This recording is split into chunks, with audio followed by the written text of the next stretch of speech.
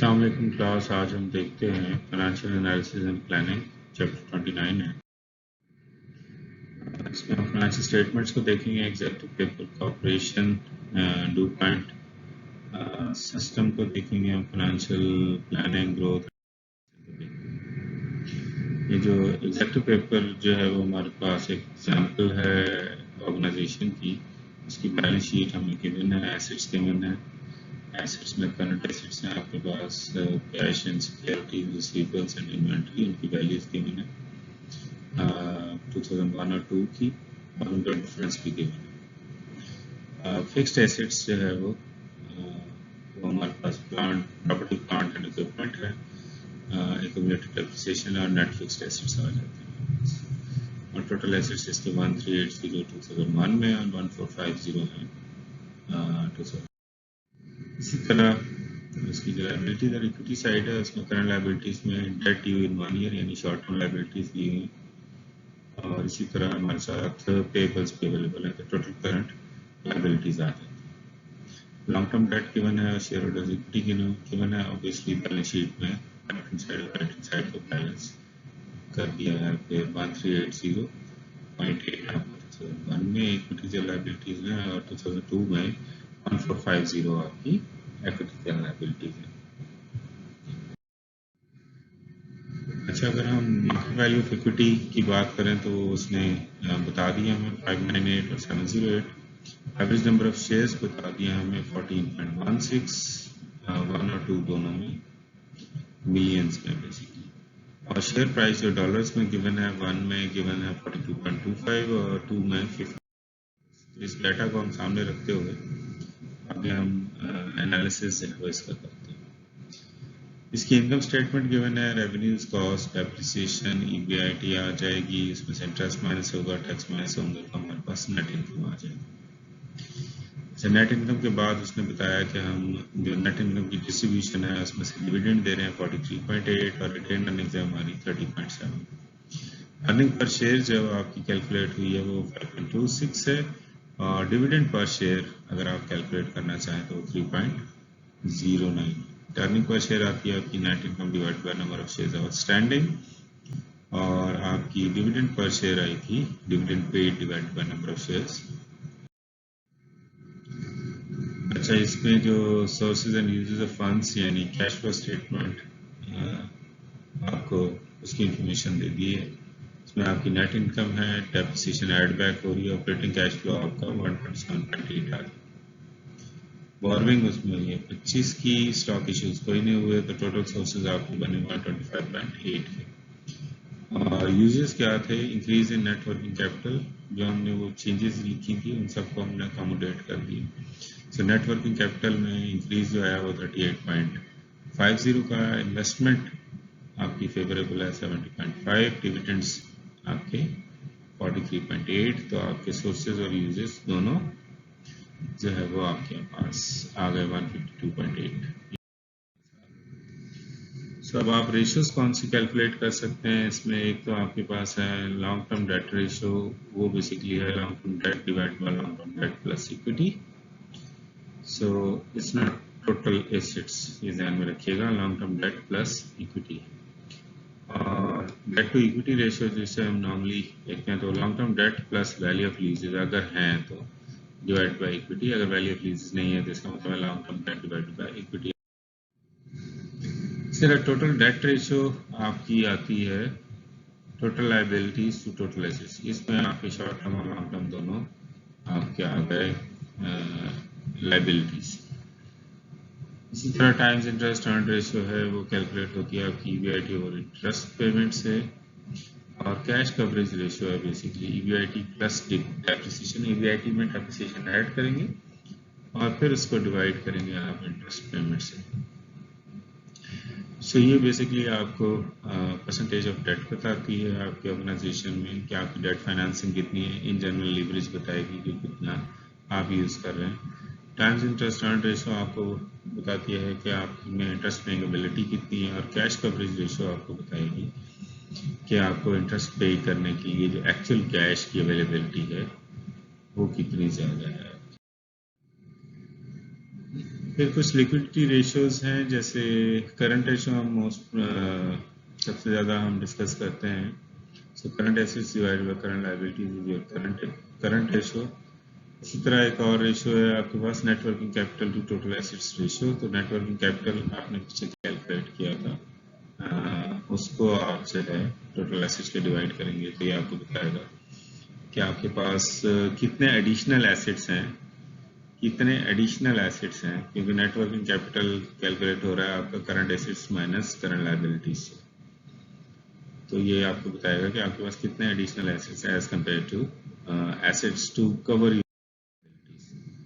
फिर quick ratio है, इसमें से आप जो है वो कैश प्लस मार्केटेबल सिक्योरिटीज और रिसीवेबल्स ऐड करते हैं और इनको करंट लायबिलिटीज से डिवाइड कर देते हैं।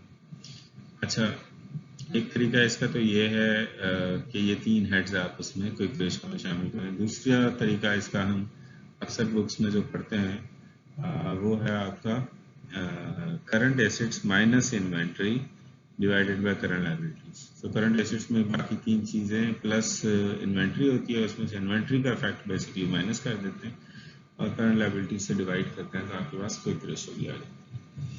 इसी तरह इसी रेशियो से आपकी कैश रेशियो बनती है, cash plus marketable securities divided by current liabilities. ये बेसिकली आपकी कैश पोजीशन बताती है कि आप अपनी करंट लायबिलिटीज को कितना, करंट लायबिलिटीज का कितना परसेंट जो है वो आप कैश से पे कर सकते हैं इमीडिएटली। इसी तरह इंटरवल मेजर है रेशियो, वो कैलकुलेट हो रही है कैश मार्केटेबल सिक्योरिटीज और रिसीवेबल्स, वही क्विक रेशियो वाला top element, divided by average daily expenditures from operations. तो ऑपरेशंस में आपके जो डेली एक्सपेंडिचर जितने हो रहे हैं ऑपरेशन से, वो बेसिकली उससे डिवाइड कर देंगे तो आपको ये पता लगेगा क्या वाकई वो डेली ऑपरेशंस को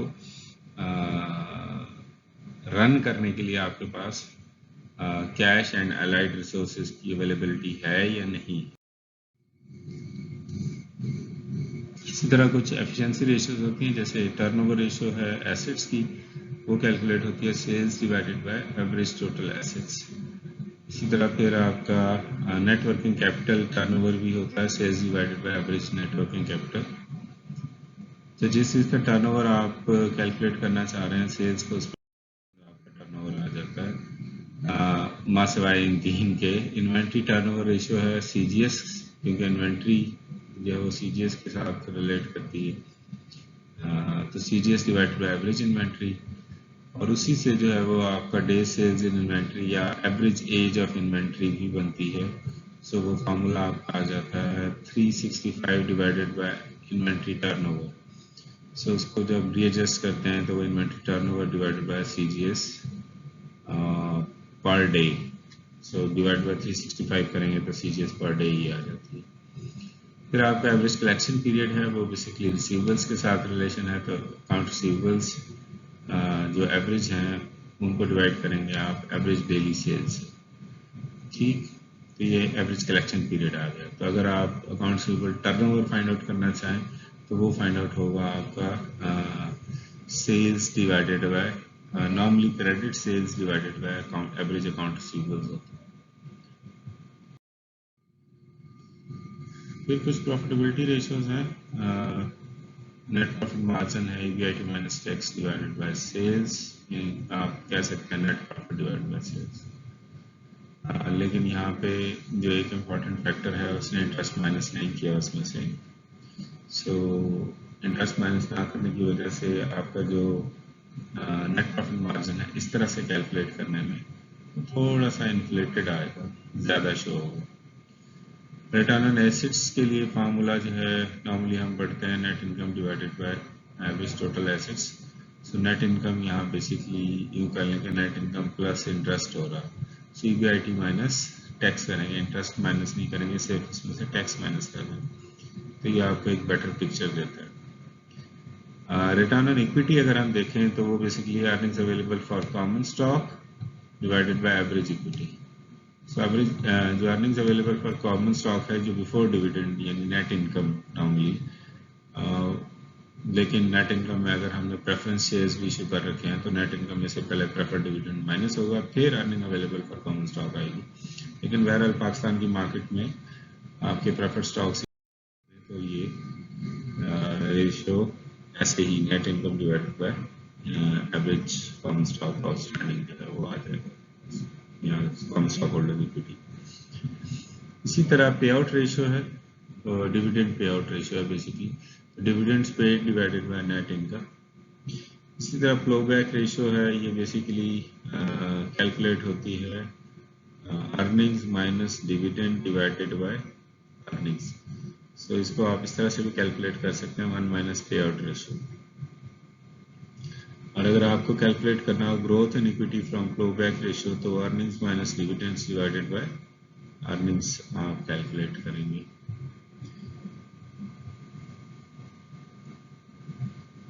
तो इसका मतलब यह है कि ये भी वही चीज़ है जो आपकी फ्लो। अच्छा, मार्केट वैल्यू रेशियोज हैं, जैसे एक तो मार्केट प्राइस पर शेयर है जो उसने हमें शुरू में बताई थी कि 42 है और 50 है, तो उसकी बेस पे हम प्राइस अर्निंग रेशियो जो है वो फाइंड आउट कर सकते हैं। उसमें जो एक कंपोनेंट था स्टॉक प्राइस था जो मार्केट प्राइस में है, और अर्निंग पर शेयर से आपसे डिवाइड करेंगे, दोनों गिवन है, तो आपके पास प्राइस अर्निंग रेशियो आ जाएगी। इसी तरह जब प्राइस अर्निंग रेशियो आ गई है तो फोरकास्टेड प्राइस अर्निंग रेशियो भी हम फाइंड आउट कर सकते हैं। उसका फार्मूला है हमारे पास प्राइस यानी स्टॉक प्राइस आज की और average earning per share future की। इसका मतलब यह है कि हम इसको इस तरह से भी फाइंड आउट कर सकते हैं कि अगर हमें अगले साल का डिविडेंड पता हो, नॉर्मली डिविडेंड पॉलिसी हमें अगले साल की पता होती है, और अगले साल की जो है वो अर्निंग पर शेयर पता हो, फोरकास्टेड अर्निंग पर शेयर पता हो, तो हम जो है वो 1/R-G का जो हमारे पास गॉर्डन ग्रोथ मॉडल है उसको यूटिलाइज करके हम forecasted price earning ratio find out कर सकते हैं। तो डिविडेंड यील्ड आप फाइंड आउट करते हैं dividend per share divided by stock price पर शेयर। ठीक, तो मार्केट प्राइस पर शेयर से डिवाइड करेंगे आप, तो आपको पता लगेगा कि डिविडेंड यील्ड कितनी है। सो हमारा डिविडेंड जो है वो रफली डिविडेंड पर शेयर जो आ रहा था वो 3 पॉइंट समथिंग था, और जो हमारी मार्केट प्राइस थी 1 में 42 थी और 2 में 50 थी, तो उसकी वजह से हम कैलकुलेट करेंगे तो रफली एक साल में 6% आ रही है, अगले साल में 5%। जो प्राइस पर शेयर है ये गॉर्डन ग्रोथ मॉडल से उसने हमें बता दिया कि अगर आपके पास अवेलेबल ना हो और आपको ये इन्फॉर्मेशन हो डिविडेंड्स की, मार्केट रेट ऑफ रिटर्न की और ग्रोथ रेट की, तो आप इसकी प्राइस पर शेयर फाइंड आउट कर सकते हैं। ये इसकी इंट्रिंसिक वैल्यू भी हम यूज कर सकते हैं। इसी तरह मार्केट टू बुक रेशियो है एक, उसमें बेसिकली टॉप पे आपका जो है वो स्टॉक प्राइसेस हैं और नीचे आपकी बुक वैल्यू पर शेयर है। फिर है टोबिन्स क्यू, ये अक्सर रिसर्च में हम इसको यूज करते हैं, तो इस वजह से इस रेशियो की इंपॉर्टेंस है। Market value of assets divided bye estimated replacement cost, market value of assets और उनकी फिर रिप्लेसमेंट कॉस्ट क्या है, तो वो बेसिकली कैलकुलेट हो जाएगा। जो एग्जेक्टिव पेपर की हमारे पास एग्जांपल थी उसमें अगर आप देखें तो उसकी जो डेट रेशियो है 0.45 है, इंक्लूडिंग शॉर्ट टर्म डेट अगर आप देखते हैं डेट रेशियो तो वो 50% है। डेट टू इक्विटी रेशियो जो है वो 0.83 है, टाइम्स इंटरेस्ट अर्न्ड उसकी 5.2 है। Net working capital to total assets अगर आप देखें तो 0.3, करंट रेशियो 2 है, क्विक रेशियो 1.2 है, कैश रेशियो 0.2 यानी 20% है। इंटरवल मेजर जो है वो आपका 101.4 है। इसको जब भी आप रेशियोज कैलकुलेट करते हैं तो एक चीज़ का ध्यान में रखिएगा कि इसको कंपेयर करने के लिए दो स्टैंडर्ड्स हैं जो मार्केट में प्रैक्टिस किए जाते हैं। एक तो ये कि हम इंडस्ट्री के साथ उसको कंपेयर कर लें, ठीक, इंडस्ट्री के साथ उसको कंपेयर कर लें। दूसरा ये कि हम जो है जो कोई कंपेटिटर है उसके साथ उसको कंपैरिजन कर लें।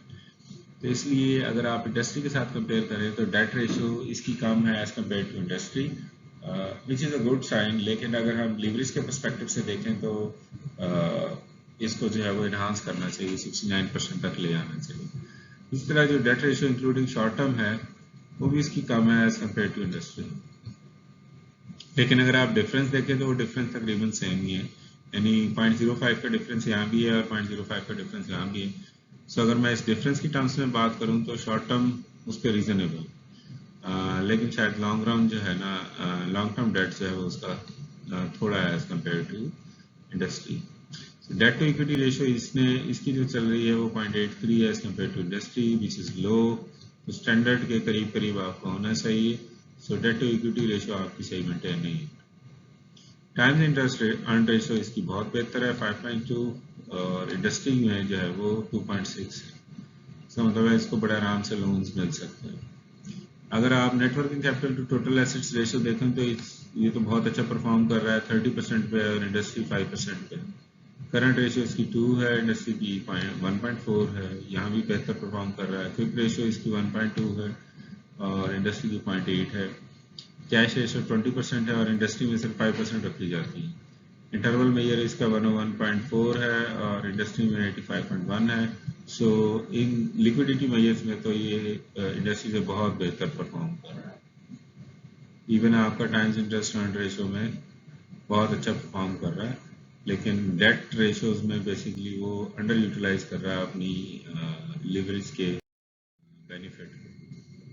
इस तरह एफिशिएंसी रेशियोज आप कैलकुलेट करें तो वो सारी जो है वो आपको नज़र आता है कि आपको सेल्स टू एसेट रेशियो में ये कंपनी बेहतर परफॉर्म करती हुई नज़र आती है। सेल्स नेटवर्किंग में भी बेहतर है। डेज इन इन्वेंट्री में थोड़ा टाइम ज़्यादा लगा रही है as compare to industry.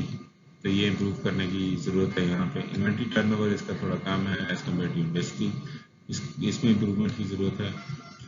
Collection में बड़ा टाइम लगा रही है, 72.4 डेज लगाती है, जबकि इंडस्ट्री जो है वो 40.6 डेज लगाती है।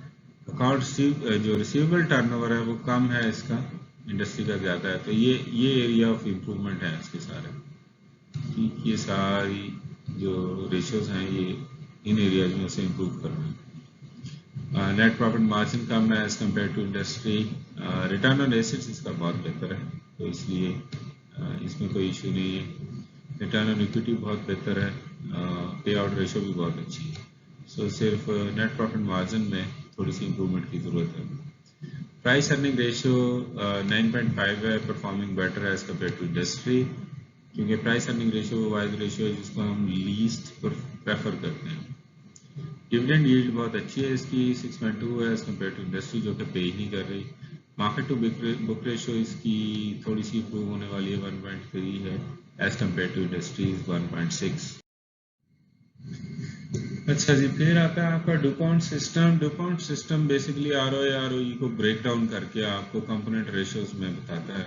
सो आरओए का हमने फॉर्मूला लिखा था EBIT minus taxes divided by assets, और आरओई का हमने कहा था EBIT minus tax minus interest, यानी ये नेट इनकम की डिवाइडेड बाय इक्विटी।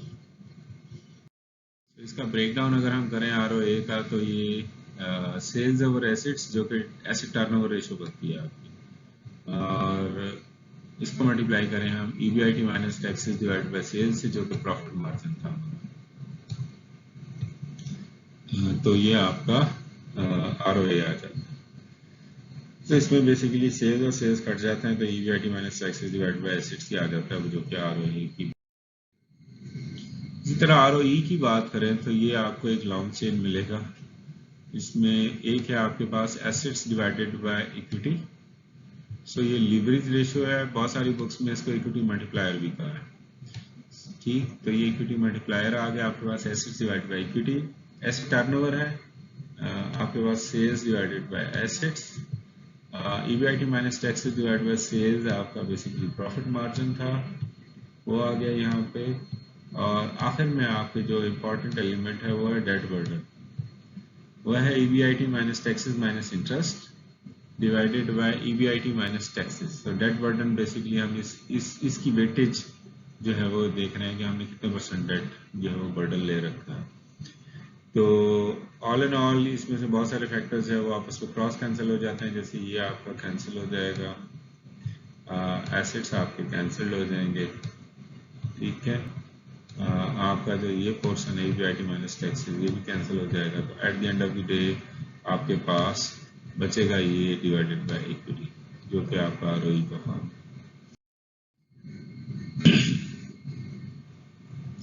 सो अगर हम एग्जेक्टिव पेपर के एस्पेक्ट में फाइनेंशियल प्लानिंग को सामने रखते हैं तो रेशियोज को हम सामने रख के हम जो डिफाइन कर सकते हैं कि बेस्ट केस क्या था ग्रोथ हो रही है, नहीं हो रही, नॉर्मल हो रही है, या उसमें इम्प्रूवमेंट लाई जा सकती है। फिर बहुत सी चीज़ों में आपको रिटेंचमेंट भी शो करनी है। तो ये एक स्ट्रेटजी है जिसमें आप बहुत ज़्यादा एक्स्ट्राऑर्डिनरी परफॉर्म कर रहे हो तो आपको इंडस्ट्री जो है वो बाय डिफ़ॉल्ट ड्रैग कर लेती है अपने स्टैंडर्ड्स की तरफ। तो आपको इंडस्ट्री एवरेज के करीब करीब रहना चाहिए। सो मॉडल्स कौन कौन से हैं हमारे पास? अगर हम लेटेस्ट जो प्रोफार्मा इनकम स्टेटमेंट है उसके एस्पेक्ट में देखें तो आपके पास जो 2002 का रेवेन्यू था वो 2200 था। कॉस्ट आप इसकी परसेंटेज फाइंड आउट कर सकते हैं। डेप्रिसिएशन आपके पास आ गई 10% ऑफ फिक्स्ड एसेट्स। अच्छा जी, फिर इंटरेस्ट आपने लॉन्ग टर्म डेट का 10% ले लिया, 40% ऑफ प्री टैक्स प्रॉफिट आपका ये आ गया। नेट इनकम आपकी आ जाती है। ऑपरेटिंग कैश फ्लो आपका फिर ये बनता है। ऑपरेटिंग कैश फ्लो आपका basically net income plus depreciation से बन रहा है। अच्छा जी, 2003 में आप इसको फोरकास्ट कर सकते हैं उसी एस्पेक्ट में इंक्रीज करके। आप अज्यूम आपको अगर रेवेन्यूज गिवन हो तो आप वो सारी परसेंटेज इम्प्लीमेंट करेंगे, आपके पास नेट इनकम आ जाएगी और ऑपरेटिंग कैश फ्लो आ जाएगी। इसी तरह 7 का अगर आपको इनकम गिवन हो, प्रपोज्ड इनकम मॉडल जो है वो आपको गिवन हो तो आप जो है उसकी बेसिस पे, इन रेशियोज की बेसिस पे फोरकास्ट कर सकते हैं। It's not that difficult. फिर आपका जो latest pro forma statement of cash flows की अगर हम बात करें तो उसमें उसने बता दिया था हमारे पास नेटवर्किंग कैपिटल था बेसिकली 20% ऑफ रेवेन्यूज। जो इन्वेस्टमेंट इन फिक्स्ड एसेट्स थी वो बेसिकली 25% ऑफ रेवेन्यूज की थी, और डिविडेंड्स हैं वो 60% ऑफ इनकम्स हैं। तो टोटल यूजेस ऑफ फंड्स जो है वो आपके आ जाते हैं यहाँ पे 152 है, 312 है। सो उसी परसेंटेज में आपके पास ये सारी, क्योंकि रेवेन्यूज है ना आपके पास पीछे इनकम स्टेटमेंट में, तो उसकी बेसिस पे ये सारा आपकी फोरकास्ट हो जाती है। फिर असल में जो यहाँ पे सवाल है वो ये होता है एक्सटर्नल कैपिटल रिक्वायर्ड कितना है। ऑपरेटिंग कैश फ्लो को सामने रख के हम एक्सटर्नल कैपिटल कितना चाहिए, तो operating cash flow minus uses of funds करते हैं, उन दोनों का डिफरेंस देखते हैं और पता लगता है कि वो 25 है इस साल में, 158.6 मिलियन इधर और 338.1 मिलियन 2007। उसी की बेस पे फिर आपकी परफॉर्मा बैलेंस शीट्स बन सकती हैं। नेटवर्किंग कैपिटल आपको पता था, नेट फिक्स्ड एसेट्स आपको पता थे, तो आप जो है वो वैल्यूज फाइंड आउट कर सकते हैं। टोटल नेट एसेट्स 2 में इतने थे, 3 में इतने बनेंगे, और आपके जो 7 है उसमें आपके ये बनेंगे। ठीक, लॉन्ग टर्म डेट आपका उसी प्रोपोर्शन से इंक्रीज कर रहा है जितनी आपकी नीड्स हैं, और इक्विटी आपकी वो भी इंक्रीज कर रही है, और आपका ये बेसिकली परफॉर्मा बैलेंस शीट जो है वो आपकी बन जाती है। यहाँ पे एक रेशो को जो है वो अगर हम देखें इंटरनल ग्रोथ रेट में, जो हमने वहाँ कैलकुलेट की थी, तो retained earnings divided by net assets करते हैं तो पता लगता है इंटरनल ग्रोथ रेट है 3.98। इंटरनल ग्रोथ रेट को इस तरह से भी कैलकुलेट किया जा सकता था कि retained earnings divided by net income यानी प्रोबैक रेशियो मल्टीप्लाई करना रिटर्न ऑन इक्विटी से, यानी net income divided by equity, और इसी तरह इक्विटी डिवाइडेड बाय एसेट्स, यानी वो जो आपका जो equity divided by net assets का एलिमेंट है, तो वो सारी चीज़ें तीनों रेशियोज अगर आपस में मल्टीप्लाई हो तो उससे भी आपकी इंटरनल ग्रोथ रेट 3.99 आता है। इसका मतलब है उसकी जो बेसिक फार्मूला था retained earnings divided by net assets, वो भी आप यूज़ कर सकते हैं, और अगर आपको ये तीन रेशियोज अलग से गिवन हो तो इनको आप मल्टीप्लाई करके भी फाइंड आउट कर सकते हैं इंटरनल ग्रोथ रेट। ये वो ग्रोथ रेट है जिससे आप जो है वो अपने प्रॉफिट्स इंक्रीज होते हुए देखते हैं, या जो डिविडेंड्स आप दे रहे हैं ग्रोथ मॉडल के थ्रू, वो आपसे है उसकी बेसिस पे ये ग्रोथ डिटरमिन कर सकते हैं। Okay, Ji, that's it for today's lecture. If you have any query, please ask.